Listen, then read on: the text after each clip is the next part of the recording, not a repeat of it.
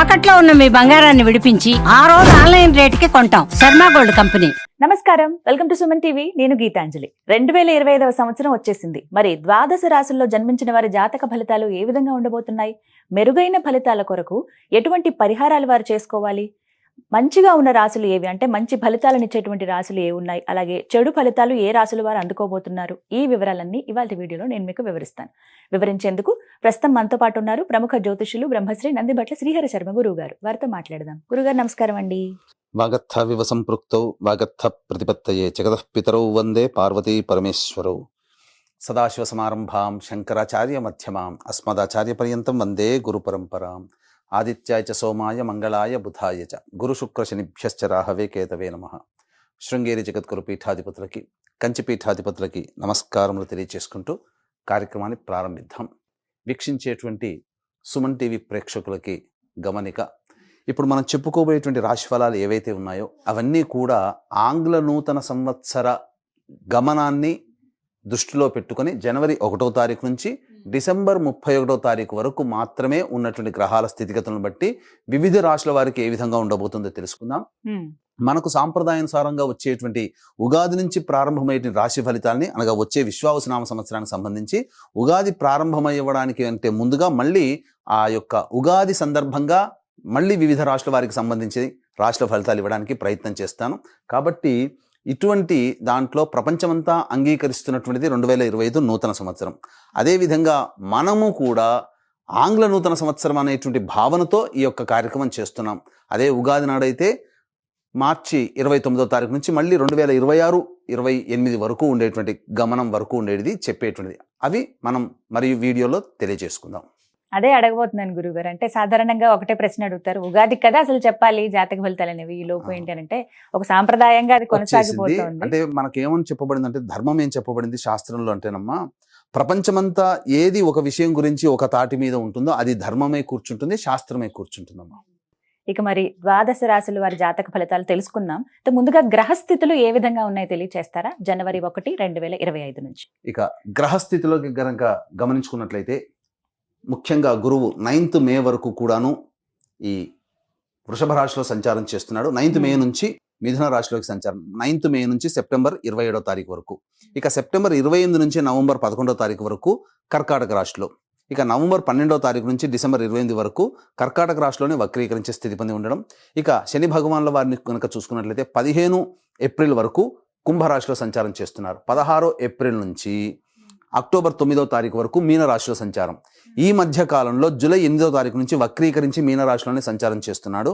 అలాగే అక్టోబర్ 10వ తారీఖు నుంచి కుంభరాశిలో సంచారం చేస్తూ వక్రీకరించి కుంభరాశిలో, నవంబర్ 26వ తారీఖు నుంచి వక్రత్యాగము శని భగవాన్ల వారు చేస్తున్నారు. ఇక రాహుకేతులు కనుక చూసుకున్నట్లయితే 15 మే వరకు కేతువు కన్యలో మరియు రాహువు మీనరాశిలోకి, అలాగే 16 మే నుంచి సింహరాశిలో కేతువు, అలాగే కుంభరాశిలో 16 మే నుంచి రాహుగ్రహ సంచారం జరుగుతుంది. ఇక్కడ గమనించుకున్నట్లయితే ఇక్కడ వీక్షించేటువంటి ప్రేక్షకులకు అందరికీ తెలియజేయాల్సినటువంటి అంశం ఏంటంటే, ముఖ్యంగా అందరూ ఈ ద్వాదశ రాశుల గురించి రాగానే అందరూ ఆలోచించేటువంటిది ముఖ్యంగా శని దోషం, ఏలినాడు శని, అష్టమ శని, అర్ధాష్టమ శని, కంటక శని, యోగ శని, ఈ శని దోషాలు. అయితే ఇక్కడ 15 ఏప్రిల్ వరకు శని కుంభరాశిలో సంచారం చేస్తూ 16 ఏప్రిల్ నుంచి మీనరాశిలోకి సంచారం చేస్తున్నా, ఈ యొక్క జూలై 8 నుంచి మీనరాశిలోనే సంచారం చేస్తూ వక్రీకరించినటువంటి కారణం చేత మళ్ళీ ఈ కుంభరాశి ఫలితాన్ని ఇస్తాడు.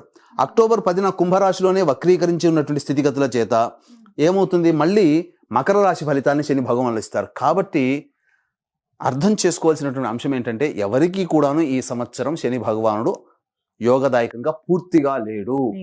12 రాశుల వారికి అష్టమ శని, అర్ధాష్టమ శని, కంటక శని, యోగ శని, దాంపత్య శని, ఈ రాశుల ఈ యొక్క దోషాల శని దోషాలు ఏదో ఒక సందర్భంలో కొన్ని నెలల పాటు అందరూ రాశుల వారు అనుభవించాల్సిందే తప్ప ఇక్కడ ప్రత్యామ్నాయం లేదు. కాబట్టి ఇక కుంభరాశి వారికి ఏలినాటి శని వెళ్ళిపోతుందని సంతోషం కానీ, ఈ యొక్క సంబంధించి మకర రాశి వారికి ఏలినాటి శని వెళ్ళిపోతుందని సంతోషం కానీ, లేకపోతే కర్కాటక రాశి వారికి అష్టమ శని దోషం పోతుందని కానీ భావించాల్సిన అవసరం లేదు.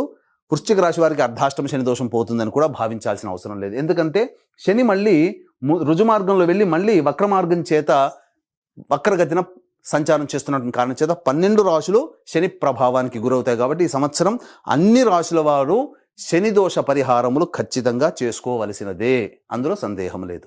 గ్రహస్థితులు ఎలా ఉన్నాయో తెలియచేశారు. మరి మకర రాశి వారి జాతక ఫలితాలు తెలుసుకోవాలనుకుంటున్నాం గురువుగారు. ఏ రంగం వారికి బాగుంటుంది, అసలు ఈ సంవత్సరం ఎలా ఉండబోతోంది, స్త్రీ పురుషులకు కావచ్చు, అలాగే విద్యార్థులు కానీ, ఉద్యోగ వ్యాపారాలు చేసేవాళ్ళు కానీ, వివిధ రంగాల్లో స్థిరపడిన వాళ్ళకి ఎలా ఉండబోతోంది? జనవరి 1వ తారీఖు నుంచి డిసెంబర్ 31వ తారీఖు వరకు మకర రాశి వారికి మంచి చెడు ఏ విధంగా ఉండబోతుంది అనే విషయాల గురించి తెలియజేసుకుందాం. ముందుగా గురువు గారి దగ్గరికి వద్దాం. ఇక గురువు గారు అనగా గురుగ్రహము మే 9వ తారీఖు వరకు వృషభ రాశిలో సంచారం చేస్తుంటారు. అయితే ప్రధానంగా గమనించుకున్నట్లయితే మార్చి 30 వరకు వక్రీకరించిన స్థితి కారణం చేత చతుర్థ భావ ఫలితాలు, తర్వాత పంచమ భావ ఫలితం. ఇక మే 9 నుంచి సెప్టెంబర్ 27 వరకు మిథున రాశిలో సంచారం చేస్తున్నటువంటి ఈ కారణం చేత ఈ రాశిలో జన్మించినటువంటి అన్ని రంగాలలో ఉన్నటువంటి వాళ్ళకి, ఉద్యోగస్తులు, వ్యాపారస్తులు, అలాగే కులవృత్తిలో ఉన్నటువంటి అందరికీ కూడాను ధనపరమైనటువంటి కష్టములు వస్తాయి. మీరు ఈ సమయంలో గనక మే 9 నుంచి సెప్టెంబర్ 27 మధ్యకాలంలో గనక అప్పులు ఎవరికైనా, రుణములు ఎవరికైనా ఇచ్చినా అవి మీ దరికి రావడానికి, అలాగే మళ్ళీ మీరు తిరిగి వసూలు చేసుకోవడానికి నానా యాతనలు పడాల్సినటువంటి పరిస్థితి ఏర్పడుతుంది. ఇక సెప్టెంబర్ 25 నుంచి నవంబర్ 11వ తారీఖు వరకు కర్కాటకంలో గురు సంచారం. ఇది చాలా అనుకూలమైనటువంటి సమయం. కాబట్టి తర్వాత చెప్పొచ్చేది ఏమిటంటే మే 9 నుంచి సెప్టెంబర్ 27, నవంబర్ 12 నుంచి డిసెంబర్ వరకు మొత్తము ఈ సమయము చాలా మటుకు అనుకూలము కాదు. గుర్తుపెట్టుకోండి. మే, జూన్, జూలై, ఆగస్టు, సెప్టెంబర్, మళ్ళీ నవంబర్ 12 నుంచి డిసెంబర్ 28, అంటే దాదాపుగా ఈ సంబంధించినటువంటిది చూసుకుంటే ప్రధానంగా 45 రోజులు, అటు 5 నెలలు, మొత్తం 6 రోజులు. ఇక మళ్ళీ మొదటి 3 నెలలు అనగా 9 నెలల వరకు కూడా, 6 నెలల వరకు సామాన్యం, అసలు పనికిరాదు, అసలు గురువు అనుకూలంగా లేడు. కానీ మొదటి 3 నెలలు జనవరి, ఫిబ్రవరి, మార్చి వరకు గురువు సామాన్యంగా యోగిస్తాడు. మధ్యలో 1 నెల 9 రోజులు, మళ్ళీ సెప్టెంబర్ 28 నుంచి నవంబర్ 11, కాబట్టి అదొక 45 రోజులు. వెరసి చూసుకుంటే ఒక 3 నెలలు మాత్రం అనుకూలంగా ఉంటాడు మకర రాశిలో జన్మించినటువంటి వారికి. మిగతా 9 నెలలు గురువు అనుకూలంగా లేడు. ఇక శని భగవానుల వారిని చూసుకుందాం.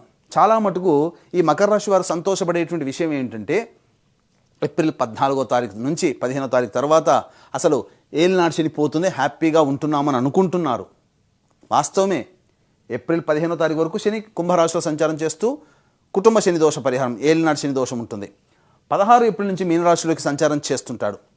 అయితే ఈ 16 ఏప్రిల్ నుంచి అక్టోబర్ 9వ తారీఖు వరకు మీనరాశిలో ఉంటాడు శనివారు. కానీ జూలై 8 నుంచి మళ్ళీ వక్రీకరించినటువంటి కారణం చేత ఏప్రిల్ 16 నుంచి మే, జూన్, జూలై 8, కాబట్టి మొత్తము 90 రోజుల్లో ఒక 8 రోజులు తగ్గించుకుంటే 82 రోజులు మాత్రమే మీకు అనుకూలంగా ఉన్నాయి. ఈ యొక్క మకర రాశి వారికి శనివారం అనుకూలంగా ఉంటారు. అంటే గురువు గారేమో 3 నెలలు, శని గారేమో 82 రోజులు, దాదాపు 2.5 నెలలు. కాబట్టి మిగతాదంతా కూడాను శని ఎలా మనకు ఇబ్బంది పెడతాడు మకర రాశి వారికి అని అనుకుంటే, జూలై 8 నుంచి వక్రీకరించినటువంటి కారణం చేత కుంభరాశి ఫలితాలు అనగా కుటుంబ శని ఫలితాలు. మళ్ళీ ఇక్కడేమన్నా ప్రశాంతంగా ఉంటాడా అంటే అక్టోబర్ 10 నుంచి మళ్ళీ కుంభంలోనే వక్రీకరిస్తాడు. మళ్ళీ ఏమవుతుంది, జన్మశని దోష పరిహారం ప్రభావాలు కూడాను మీకు కలగ చేస్తున్నాడు. కాబట్టి మకర రాశి వారికి ఏలినాటి శని దోషం ఈ యొక్క 2025 సంవత్సరంలో పోతుంది అనేది కంటే 82 రోజులు మాత్రమే అనుకూలంగా ఉంటాడు. మిగతా సంబంధించినటువంటి అన్ని నెలలు శనివారు అనుకూలంగా లేరు. ఇది గుర్తుపెట్టుకోండి. కానీ రాశ్యాధిపతి కాబట్టి కొంత ప్రభావం మాత్రం తక్కువగా ఉంటుంది. ఇక రాహుకేతుల విషయానికి వద్దాం. రాహు మూడో స్థానంలో 16 మే వరకు, 9వ స్థానంలో కేతు 15 మే వరకు ఉంటారు. కానీ 16 మే నుంచి రాహు కుటుంబ స్థానంలో, అష్టమ స్థానంలో 16 మే నుంచి కేతువు సింహంలో ఉంటారు. కాబట్టి ఏమవుతుంది, ఇటు రాహు కూడాను కొంత యోగిస్తున్నాడు 16 మే వరకు. 16 మే నుంచి మళ్ళీ రాహు కుటుంబ స్థానంలో వస్తాడు. కాబట్టి ఇటు శని ప్రభావం, ఇటు రాహు ప్రభావం బాగోలేదు, కేతువు కూడాను సరిగ్గా లేరు. ఏమవుతుంది, జాతకరీత్యా రాహు, కేతు, శని, గురువులు 4 గ్రహాలు, ప్రధానమైన గ్రహాలు కొన్ని నెలలు మాత్రమే అనుకూలంగా ఉన్నటువంటి కారణం చేత చాలా కష్టములు అనేటువంటివి ఈ యొక్క మకర రాశిలో జన్మించినటువంటి స్త్రీ పురుషులు పొందే అవకాశం గోచరమవుతుంది. కాబట్టి మొక్కవని ధైర్యంతో, ఆత్మవిశ్వాసంతో రాహు యొక్క అనుగ్రహం పొందాలంటే ధైర్యమే ప్రదర్శించాలి. శని యొక్క అనుగ్రహం పొందాలి అనుకుంటే దైవత ఆరాధన, నిజాయితీగా కష్టపడే తత్వాన్ని పెంచుకోవాలి. గురు అనుగ్రహాన్ని పొందే గురు అనుగ్రహాన్ని పొందాలి అనుకుంటే పెద్దలని గౌరవించాలి, దైవాన్ని తూలనాడకూడదు. అలాగే ప్రతి పని యందు కూడాను శ్రద్ధతో ఉండాలి. కేతు అనుగ్రహం పొందాలి అని అంటే ప్రధానంగా ఏది వచ్చినా యాక్సెప్ట్ చేసే తత్వంగా ధైర్యంగా ముందడుగు వేయాలి. ఇవి అలవర్చుకుంటే ఈ రాహుకేతులు శని గురువులు ఇచ్చేటువంటి దోషములు తగ్గిపోతాయి. ఇక అంశముల వారీగా మనం వద్దాం. ఉద్యోగస్తులు ప్రథమం. కేంద్ర రాష్ట్ర ప్రభుత్వ ఉద్యోగస్తులకి ఈ యొక్క గురు శని ప్రభావం, ప్రైవేట్ ఉద్యోగస్తులకు కూడా గురు శనిల ప్రభావం అంతంత మాత్రంగా ఉండడం చేత మీరు ఏవైతే ప్రమోషన్స్ ఏ స్థాయిలో ఊహిస్తారో అంతకంటే తక్కువ స్థాయిలో ప్రమోషన్స్ కలుగుతాయి. నిరుద్యోగస్తులకి బాగా కష్టపడితే తప్ప ఉద్యోగం లభించదు. ఈ 2025 సంవత్సరం అంతా కూడా కష్టాలేనంటే ఏమాత్రం కలత చెందకండి, మిగతా గ్రహాలు కూడా అనుకూలిస్తాయి. కాబట్టి ఇక ఉద్యోగస్తులకైతే ఒక ప్రైవేట్ ఉద్యోగస్తులకు ఒక ఆలోచన ఉంటుంది. మరి 2025 సంవత్సరంలో ఎప్పుడు ఉద్యోగ ప్రయత్నం చేయాలి, ఉన్న సంస్థలో పనిచేస్తున్నాం, అభివృద్ధి లేదు, మళ్ళీ కొత్త సంస్థలోకి వెళ్ళాలంటే ఏ సమయంలో ప్రయత్నం చేస్తే కాలం కలిసి వస్తుంది అనే విషయం కనుక తెలుసుకున్నట్టయితే మీకు కొన్ని సమయాలు చెప్తాను సంవత్సరం మొత్తంలో. ఆ సమయంలో మీరు ఉద్యోగం కోసం ప్రయత్నం చేయండి. వేరే సంస్థలో ప్రమోషన్స్తో కూడుకున్నటువంటి ఉద్యోగం కోసం ప్రయత్నం చేయండి. ఖచ్చితంగా దైవానుగ్రహంతో మీరు అనుకున్నది సాధిస్తారు. ఏ సమయం చెప్తాను. మకర రాశిలో జన్మించినటువంటి వారికి మార్చి 13 నుంచి ఏప్రిల్ 12 మధ్య కాలం ఒకటి. ఇక జూన్ 14 నుంచి ఆగస్టు 16వ తారీఖు, జూన్ 14 నుంచి జూలై 15వ తారీఖు వరకు రెండవ సమయం. ఇక అక్టోబర్ 16 నుంచి డిసెంబర్ 15వ తారీఖు వరకు మూడవ సమయం. ఈ 3 సమయాల్లో గనక ప్రైవేట్ ఉద్యోగస్తులు ప్రయత్నం చేస్తే ఉద్యోగం రాని వాళ్ళకి ఉద్యోగం, కొత్త ఉద్యోగం కొత్త సంస్థలో ప్రయత్నం చేసే వాళ్ళకి కొత్త ఉద్యోగం లభించి తీరుతుంది. ఇక ఉద్యోగస్తులకు సంబంధించిన సెక్షన్ అయిపోయింది కదండి. తర్వాత రాజకీయ రంగంలోకి వారికి వద్దాం. ఈ యొక్క మకర రాశిలో జన్మించినటువంటి రాజకీయ రంగంలో పనిచేసేటువంటి వాళ్ళు ఎవరికైనా కానీ పెద్దల ఆశీర్వచనమే ఉంటుంది తప్ప ప్రజల ఆదరణ అంతంత మాత్రమే. డబ్బులు బాగా ఖర్చు అవుతాయి. మీతో పాటు తిరిగి మీ పక్కన ఉన్న వాళ్ళే మీపై పోటీ చేసే అవకాశాలు ఈ యొక్క మకర రాశిలో జన్మించినటువంటి వారికి ఉండబోతుంది. కాబట్టి జాగ్రత్తలు పడండి. శత్రువుల పట్ల అప్రమత్తతతో ఉండండి. కాబట్టి ఎక్కువగా డబ్బులు ఖర్చు పెట్టి ఏదో సాధిస్తాము అనేటంటే డబ్బు ఖర్చు అవుతుంది తప్ప ప్రయోజనం అనేటువంటిది ఉండదు. కానీ పెద్దల దృష్టిలో మీకు మంచి స్థానం అనేటువంటిది నిలుపుకుంటారని చెప్పవచ్చు. ఇక ఈ యొక్క రాజకీయ రంగంలో వారిది అయిపోయింది. ఇక సినీ రంగం, కళారంగంలో పనిచేసేటువంటి వాళ్ళు సినీ రంగంలో TV serials, social media, electronic and printing media, అలాగే నాట్యము, నాటకాలు, అలాగే ఈ సంబంధించినటువంటి సంగీతము, సాహిత్యము, ఇటువంటి వీటన్నిటిలో ఉన్నటువంటి వాళ్ళకందరికీ కూడాను సాధారణమైనటువంటి ఫలితములు అనేటువంటివి ఉంటాయి.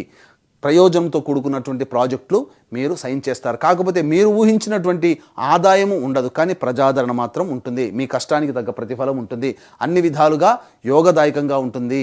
ధైర్యంతో ముందడుగు వేయండి. రాహు మీకు యోగించి మార్కెటింగ్ రంగంలో ఉన్నటువంటి వాళ్ళు కాస్త కష్టాలు పడాల్సి వస్తుంది. టార్గెట్స్ రీచ్ కాక ఇబ్బందులు పడాల్సినటువంటి పరిస్థితి వస్తుంది. ఈ యొక్క మకర రాశిలో జన్మించినటువంటి రైతులు ఎవరైతే ఉంటారో సాధారణమైనటువంటి పంటలను వేసుకోవడమే మంచిది. ఎందుకంటే ఊహించినది ఒకటి, జరిగేది ఒకటిగా ఉంటుంది. కాబట్టి మీకు బాగా తెలిసిన పంటలనే మీరు వేసుకొని తద్వారా వచ్చే ప్రయోజనాన్ని మాత్రమే పొందే ప్రయత్నం చేయండి తప్ప ఆశతో కొత్త పంటలు వేస్తే మీకు నిరాశే మిగులుతుంది. ఇక ఈ యొక్క రాశిలో మకర రాశిలో జన్మించినటువంటి వారికి గురువు అనుకూలంగా లేడు, కానీ గురుబలం కూడా అంతంత మాత్రంగానే ఉంది. కాబట్టి రెస్టారెంట్ బిజినెస్, ఫుడ్ సంబంధించినటువంటిది, ఎఫ్ఎంసీజీ రంగము, సూపర్ మార్కెట్లు, జనరల్ స్టోర్సు, పూజా స్టోర్సు, తీర్థయాత్రలు నడిపేవాళ్ళు, పండ్ల వ్యాపారస్తులు, కర్రీ పాయింట్లు నడిపేటువంటి వాళ్ళు, ఎడ్యుకేషనల్ బిజినెస్లో ఉన్నటువంటి వాళ్ళు, జ్యువెలరీ రంగంలో ఉన్నటువంటి వాళ్ళు, ఇలాంటి అన్ని రంగాల్లో ఉన్నటువంటి వారు వ్యాపారం విస్తరణకి సమయం కేటాయించకండి, ప్రయత్నాలు చేయకండి. ఉన్నదాంతోనే వ్యాపారాన్ని నడుపుకునే ప్రయత్నం చేయండి. అద్భుతంగా ఉంటుంది. కొత్త వాటికి ప్రయత్నం చేసి డబ్బులు అప్పుగా తీసుకొచ్చి దాన్ని తీర్చలేక ఉన్న ఆస్తులు అమ్ముకోవాల్సినటువంటి పరిస్థితులు వస్తాయి. కాబట్టి 2025 సంవత్సరంలో మకర రాశి వారికి గురుబలం అంతంత మాత్రంగానే ఉంది. తప్పనిసరి ఇంకా ప్రయత్నం చేయాలండి. చావో రేవో అనుకుంటారా? సెప్టెంబర్ 28 నుంచి నవంబర్ 11వ తారీఖు మధ్యకాలము మరియు ఏప్రిల్ 1వ తారీఖు నుంచి మే 9వ తారీఖు ఉన్నటువంటి మధ్యకాలం మాత్రమే మీకు అనుకూలంగా ఉంటుంది. ఇక ఈ సంబంధించినటువంటి రియల్ ఎస్టేట్ రంగంలో ఉన్నటువంటి వాళ్ళు, అలాగే మున్సిపాలిటీ రంగంలో ఉన్నటువంటి వాళ్ళు, ముఖ్యంగా లాయర్ వ్యవస్థలో ఉన్నటువంటి వారు సాధారణమైనటువంటి స్థితిని పొందుతారు. ఇక కొత్త ప్రాజెక్టులు చేపట్టకపోవడమే రియల్ ఎస్టేట్ వాళ్ళకి చెప్పదగినటువంటి సూచన. కాబట్టి వ్యాపార విస్తరణకి అనుకూలంగా కాదు. పాత ప్రాజెక్టులో ఉన్నటువంటి వాటినే కంటిన్యూ చేసుకోవడం, కాలం వెళ్లదీయడం తప్ప వేరే మార్గం కనుక మీరు ప్రయత్నం చేస్తే ఆ మార్గంలో పెట్టే పెట్టుబడి మీకు నిరర్ధకంగా మిగిలిపోతుందని చెప్పవచ్చు. ఇక స్టీల్ రంగంలో ఉన్నటువంటి వాళ్ళు, అలాగే ఐరన్ బిజినెస్ చేసేటువంటి వాళ్ళు, ఇంకా చెప్పాలి అంటే కింది స్థాయి ఉద్యోగస్తులు అనగా 4th క్యాడర్లో పనిచేసేటువంటి ఉద్యోగస్తులు, ఇంకా ముఖ్యంగా ఎడిబుల్ ఆయిల్స్, ఆటో రంగంలో ఉన్నటువంటి వాళ్ళు, ఇసుక సంబంధించినటువంటి వాళ్ళు, ఇసుక బిజినెస్లు, అలాగే ఈ సంబంధించినటువంటి ఈ పెట్రోల్ రంగంలో ఉన్నటువంటి వాళ్ళకి అందరికీ కూడాను సాధారణమైనటువంటి ఫలితాలు ఉంటాయి. కొత్త ప్రాజెక్టులు చేపట్టడానికి సమయం కేటాయించకండి. ఇక ఈ యొక్క రాశిలో జన్మించినటువంటి స్త్రీ పురుషులకి వివాహాది శుభకార్యాలు జరుగుతాయి. 1 ఏప్రిల్ నుంచి మే 9, సెప్టెంబర్ 28 నుంచి నవంబర్ 11వ తారీఖు మధ్యకాలంలో వివాహాలు నిశ్చయమవుతాయి. సంతానం కోసం ప్రయత్నం చేసేటువంటి వాళ్ళకి సంతాన సూచన లభించబోతుంది. ఇది ఒక్కటి యోగదాయకంగా ఉంటుందని చెప్పొచ్చు. ఎట్టి పరిస్థితుల్లో ఈ రాశిలో జన్మించినటువంటి వారు ఎవరికి కూడాను అప్పు ఇవ్వకండి. అప్పిచ్చేటప్పుడు ఆచితూచి స్పందించి ఆలోచన చేసి పెద్దల అనుమతితో మీరు అప్పులు ఇవ్వండి. కొంతవరకైనా మీకు మంచి జరుగుతుంది. ఇక మీ పక్కన ఉన్న వాళ్ళే మీకు గోతులు తవ్వే అవకాశం ఉంటాయి కాబట్టి నరఘోష, నరదృష్టి, శత్రు సమస్యలు ముఖ్యంగా ఎక్కువగా అవుతాయి. ఏమీ లేకపోయినా ఏదో వీళ్ళ దగ్గర చాలా గొప్పగా ఉందని భావించే వాళ్ళే మీ చుట్టుపక్కల ఎక్కువగా ఉంటారు కాబట్టి అప్రమత్తతో వ్యవహరించండి. ఇక ఈ యొక్క రాశిలో జన్మించినటువంటి విద్యార్థులు కష్టే ఫలి అన్నట్టుగా ప్రయత్నం చేయాలి. మీకు మీరే పోటీ తత్వాన్ని పెట్టుకోవాలి. మీరు ఒకరు పోటీగా ఉన్నారు, ఆ పోటీని మనం అధిగమించాలనే తత్వంతో, స్ఫూర్తితో కనుక ప్రయత్నం చేస్తే కనీసం విజయమైనా పొందుతారు. జ్ఞాపక శక్తి తక్కువగా ఉంటుంది. పోటీ పరీక్షల యందు కొంత ఇబ్బందికర పరిస్థితులు అయితే ఏమాత్రమైనప్పటికీ కూడా ఇక్కడ గ్రహబలం అనుకూలంగా లేదు గురువు, కానీ 1 ఏప్రిల్ నుంచి మే 9వ తారీఖు వరకు ఆ మధ్యలో రాసేటువంటి పోటీ పరీక్షల్లో విజయాన్ని పొందుతారు. సెప్టెంబర్ 28 నుంచి నవంబర్ 11 మధ్య కాలంలో విదేశీ యానానికి సంబంధించి, విదేశీ విద్యకు సంబంధించి చే ప్రయత్నాల్లో కొంతవరకు మీకు లాభదాయకంగా ఉంటుందని చెప్పొచ్చు. ఇక మిగతా సమయం అంతా కూడాను అనుకూలంగా లేని కారణం ముఖ్యంగా ఈ యొక్క మెడ సంబంధించినటువంటి సమస్యలు, వెన్నుముకకు సంబంధించినటువంటి సమస్యలు, ముఖ్యంగా మోకాల నుంచి పాదాల వరకు ఉన్నటువంటి సమస్యలు, వాటితో అనారోగ్య సమస్యలు అనేటువంటివి పొందుతారు. ఈ యొక్క రాశిలో జన్మించినటువంటి స్త్రీలకి గౌరవ మర్యాదలకి లోటు ఏమీ ఉండదు, కానీ బాధ్యతలు పెరుగుతాయి, కష్టములు పెరుగుతాయి. కాబట్టి జాగ్రత్తగా వ్యవహరించండి, బాధ్యతని పంచే ప్రయత్నం చేయండి.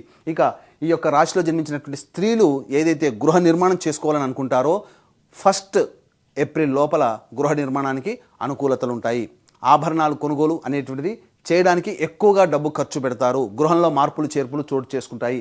ఇక ప్రధానంగా గృహంలో అశాంతి నెలకొని ఉంటుంది కాబట్టి జాగ్రత్తలు పాటించండి. మీ మాట ఎవరు వినట్లేదనే భావన ఉంటుంది, కానీ వాస్తవానికి మీ బాధ్యతలు ఎక్కువగా ఉండడం వల్ల చికాకులు ఎక్కువగా ఉంటాయని విషయాన్ని ఈ రాశిలో జన్మించినటువంటి స్త్రీలు గమనించుకోవాలి. తర్వాత చెప్పొచ్చేది ఏమిటంటే సామాన్యమైనటువంటి ఫలితాలు మాత్రమే ఈ యొక్క మకర రాశి వారు 2025 సంవత్సరంలో పొందుతారు.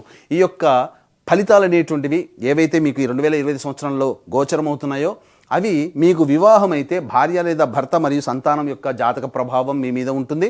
వివాహం కాకపోతే తల్లిదండ్రులు, తోడబుట్టిన వాళ్ళ జాతక ప్రభావం కూడా మీ మీద ఉంటుంది. కాబట్టి ఈ మకర రాశిలో జన్మించినటువంటి వారు సంపూర్ణంగా మీ యొక్క కోరికలు నెరవేర్చుకోవాలి అనే సదుద్దేశంతో గొప్ప కార్యక్రమానికి 2025 సంవత్సరంలో శ్రీకారం చుట్టబోతున్నాం. ప్రతి నెల ఒక్కొక్క పుణ్యక్షేత్రంలో మీ కుటుంబ సభ్యుల గోత్రనామాదులతో కార్యక్రమాలు జరుగుతాయి. జాతకరీత్యా కలుగు విద్య, వివాహ, ఉద్యోగ, దాంపత్య, సంతాన, అనారోగ్య సమస్యల నివారణతో పాటు శనివారు 12 రాశులని ప్రభావితం చేస్తున్నారు కాబట్టి గత జన్మ కర్మదోషాలు ఉన్నప్పుడు ఇబ్బందికర పరిస్థితులు కాబట్టి గత జన్మ కర్మదోషాల నివారణ హోమాల్లో భాగంగా సర్వదోష నివారణ పూజల హోమాలు అనేటువంటివి చేయించడం 2025 సంవత్సరంలో ప్రతి నెల మా పీఠం ఆధ్వర్యంలో జరుపుతాయి మీ కుటుంబ సభ్యుల గోత్రనామాదులతో. జనవరి 13వ తారీఖు రోజున శ్రీకాళహస్తిలో కానీ శ్రీశైలంలో కానీ ఈ కార్యక్రమానికి ప్రారంభం కాబట్టి అవకాశం ఉన్న వాళ్ళు కార్యక్రమ తదనంతరం కాంటాక్ట్ చేసి మీ కుటుంబ సభ్యుల గోత్రనామాదులు నమోదు చేసుకోవచ్చు. అలాగే తండ్రి వైపు, భర్త వైపు 6 తరాలు, తల్లి వైపు, భార్య వైపు 3 తరాల్లో కుటుంబంలో ఏవైనా దుర్మరణాలు ఉన్నా, liver problem, kidney problem, cancer రోగాలతో మరియు 60 సంవత్సరాల లోపల మీ కుటుంబ సభ్యులు ఎవరైనా చనిపోయినా వాటిని పితృదోషం అంటారు. పితృదోష నివారణార్థమే ప్రతి నెల ఒక మంచి రోజున పితృదోష నివారణ కార్యక్రమాలు కూడా జరిపించడం జరుగుతున్నాయి. వాటి కార్యక్రమ వివరాలు కూడా కార్యక్రమ తదనంతరం కాంటాక్ట్ చేసి తెలుసుకోవచ్చు.